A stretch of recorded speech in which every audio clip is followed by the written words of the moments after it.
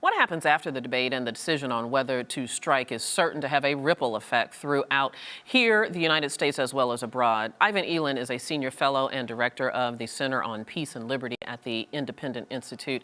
And joining us from Amman, Jordan, is Jacob Wirtschafter, managing editor for Syria Direct. Welcome to both of you to Arise America. Thank you for taking some time. I want to go through and talk about what the possible consequences or scenarios, if you will, might be if we launch a U.S. airstrike. So, Jacob, let me start with you. Amongst the things that could happen, Syria could retaliate, either against us or one of our allies. They could ask Iran to take aim at Israel or any other country in the group, or there could be no repercussions and this strike works and there's no more attack against the people. Which of those do you think is most likely?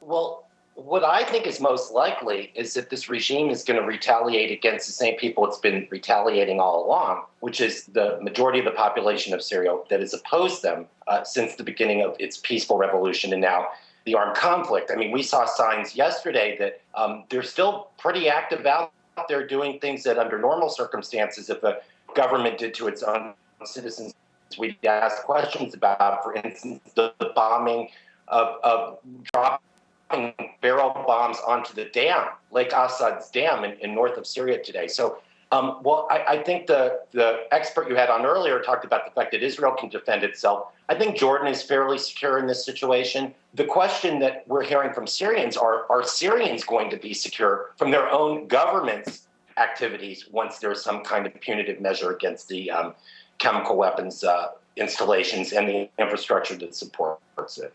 Ivan, I want to pose the same question to you. Which scenario do you think at this point is most likely if the U.S. does, in fact, launch an airstrike against Syria or against the Assad regime, I should say? That, I'm going to thumb my nose at the United States. And in the Arab world, you don't have to win wars. You just have to prove that you're standing up to the stronger party. And all he would have to do was either step up chemical weapons attacks against his own people, or he could even just, do it. If he didn't want to cross that quote-unquote red line again, he could just step up artillery barrages or rocket attacks with conventional forces. We saw this in Kosovo when we started, there was some ethnic cleansing, so we started bombing Milosevic, the Serbian leader. And what happened was he just increased he said, I have nothing to lose, and I'm going to thumb my nose at the U.S., okay, the more powerful country, and I'm going to increase the ethnic cleansing. So that same scenario could happen in Syria. Also, I think more broadly, even if Assad doesn't retaliate against the United States or its allies, you have to say that attacking a fourth Islamic country in recent times isn't going to endear us to Islamic jihadists everywhere. And so we could see a rise of terrorism, as we did during the Iraq War, elsewhere against U.S. embassies. And these wouldn't be Syrians or something. They would just be jihadists saying, we're going to go after the superpower because they're attacking Muslim countries. We've just learned today that Russia has proposed, Jacob, that the U.S. would delay or cancel this strike if I understand that we have lost Jacob. So even that's just fine. I'll ask you this question. Russia has proposed that the Assad regime put their chemical weapons under an international oversight body, and that if they agreed to do that, then the U.S. would agree to delay, if not cancel, this airstrike. What's your thought on that proposal?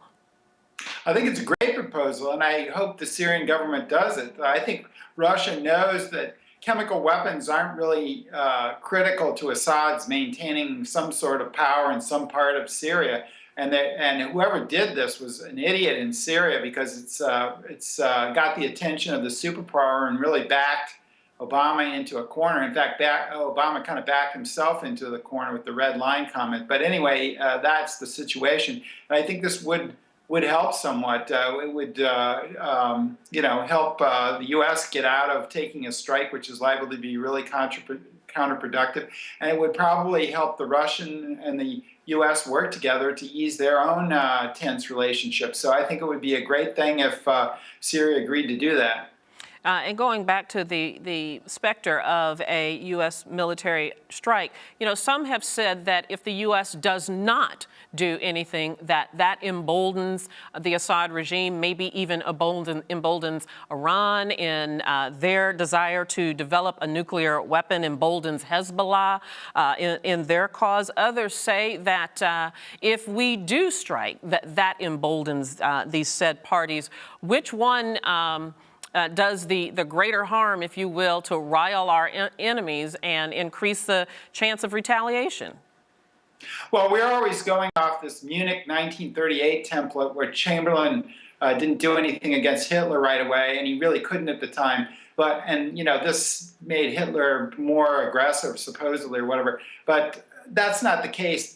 And John Kerry used the term that Assad is Hitler. Whenever we start calling people Hitler, that means we're going to attack them in one way or another. And I think we got to stop doing that and stop demonizing. Syria is not Hitler, and I think that any aggression, thing he does, and we fail to respond, that it will snowball into some bigger threat. Syria and Assad are no threat to the United States, no strategic interest.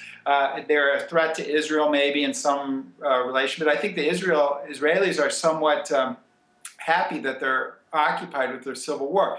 Now, this idea, I haven't seen this challenge that if we don't reply to Syria or respond to Syria, then Iran will be more inclined to get nuclear weapons. I think perhaps you could argue just the opposite. Why is Iran getting nuclear weapons? Because Israel has nuclear weapons, because the U.S. has nuclear weapons. And in the third world, the reigning mentality is you got to get nuclear weapons to keep the U.S. out. It invaded Iraq, they didn't have nuclear weapons. It invaded Libya, even after Libya decided to play ball with the U.S. and got rid of its nuclear weapons. And we don't invade North Korea because they probably have a few nuclear weapons. So I think Iran is going to get nuclear weapons anyway. I'm not sure we can do much about it unless we want to launch a ground invasion. There's no good military options against Iran for nuclear weapons because won't get them all, and they'll just go race to get them, so to deter another U.S. attack. So I think that argument has a lot of holes in it, so I think the opposite could happen if we bomb another Arab country. Maybe Saudi Arabia and some of these other countries, Egypt, whatever, would go for nuclear weapons. Let me jump in there. Excuse me, Ivan, for interrupting you, but I do believe we have Jacob back. Let me jump in and ask Jacob. It's a two-pronged question. Unfortunately, just have a few seconds for you to answer it, and that is, if in fact Syria or Hezbollah does retaliate as a result of a U.S. airstrike against Israel, what is the U.S.'s obligation to respond to that retaliation? And also, is this an opportunity for Israel to go after Iran's nuclear power facility and their nuclear program?